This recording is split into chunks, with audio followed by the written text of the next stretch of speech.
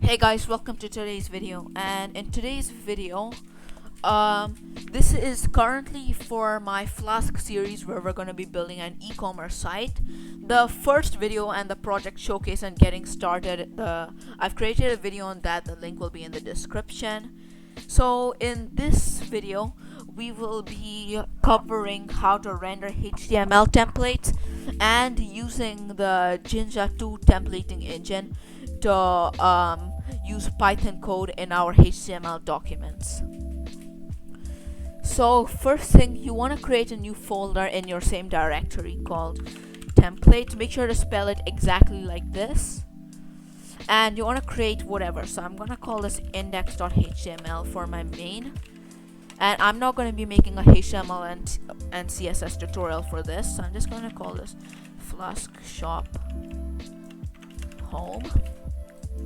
And I'm just going to have a h1 over here, home. So instead of return my Flask app, I'm going to just put some pass over here. And I'm going to import render template. So we can do render. So instead of return, we can do return render template. Make sure it's index.html because we've got index.html here. And let's check if that worked. And yep, as you guys can see, home. So very simple, not something that complicated. So now we're going to be learning how to use the Jinja 2 templating syntax. So Jinja 2 is basically a templating engine which allows you to run Python code inside HTML. And many Python web frames like Django use Jinja 2 as well. So the way we're gonna start using some simple variables. So I'm gonna implement a variable using, so you want to have a comma and then you want to do name equals to, so I'm just gonna have my name Sasha over here.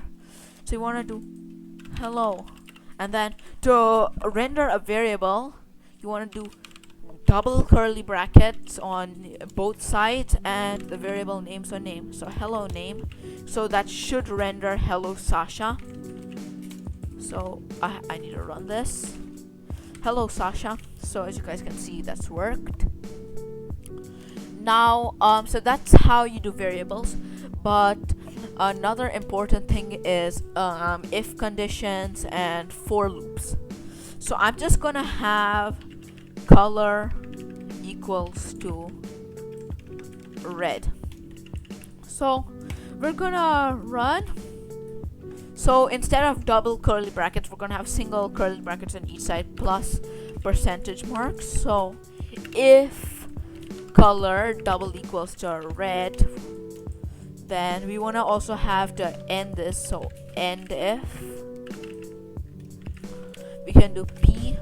So I'm just gonna do some inline CSS equals to color red. The color is red.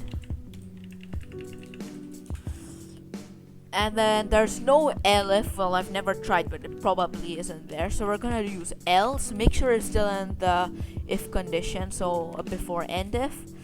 So I'm gonna do the color is, let's just add some color over here. The color is green. So let's check if that works.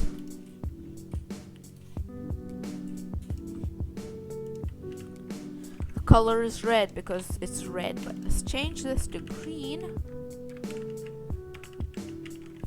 The color is green. So as you guys can see, if conditions are working like that. So I'll put this back on red. So now I'm gonna show you guys how to make for loops. So I'm gonna create a list called names equal to, so I'm gonna have Sasha, Eric, Mito, Asim, just some of my friends. So I'm gonna have names equals names, defining the variable again, and make sure there's a comma after this. So to make the for loop, we're gonna let's just add a couple of BRs over here. So we're gonna create let's create a h2 saying my friends. So to create a for loop, it's kind of like the if loop.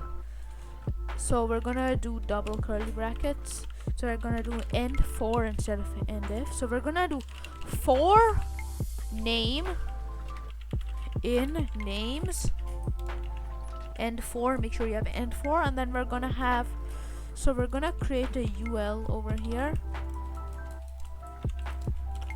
So, and then we're gonna create an li. If you guys don't know what I'm doing, it's creating lists in HTML. So we can do name, which will print the name over here. So let's run that quickly. My friends, so as you guys can see, as a list, well, I'm not myself's friend, so I can do that. Eric Mutual Seam. So we've got that. So as you guys can see, that's working. So basically, that's how you do for loops. Now, another very important skill is importing CSS. So it's not a simple CSS link like style.css, and if you create a file called style.css over here, it won't work.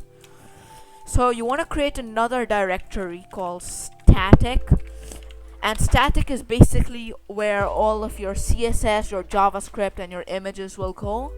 So I'm gonna create a file in static called index.css, and instead of link href, we're gonna do double curly brackets, so it's kind of like a variable, URL for, then brackets, then we're gonna have a directory name, so static, and then comma, file name equals to index.css.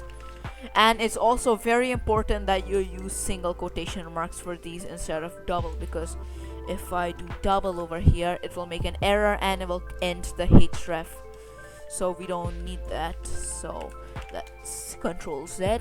So if you got that, so just to check if this is working, I'm gonna have h1 equals to text align center, and let's run this. And as you guys can see, so it is loading because we've got the text align center over here. So that's basically it for this tutorial. If you guys enjoyed, make sure to like and subscribe, blah blah blah. I highly recommend turning on notifications, but you guys probably won't need to, because my tutorial for this will probably be out right after. So if you guys want to follow along with the series, make sure to like and subscribe. The link to my Discord server is in the description, so in case you guys run into any bugs or have some questions about me, you guys feel free to DM me anytime. I'll mostly respond quickly. Yeah, so that's about it for this video. Hope you guys enjoyed.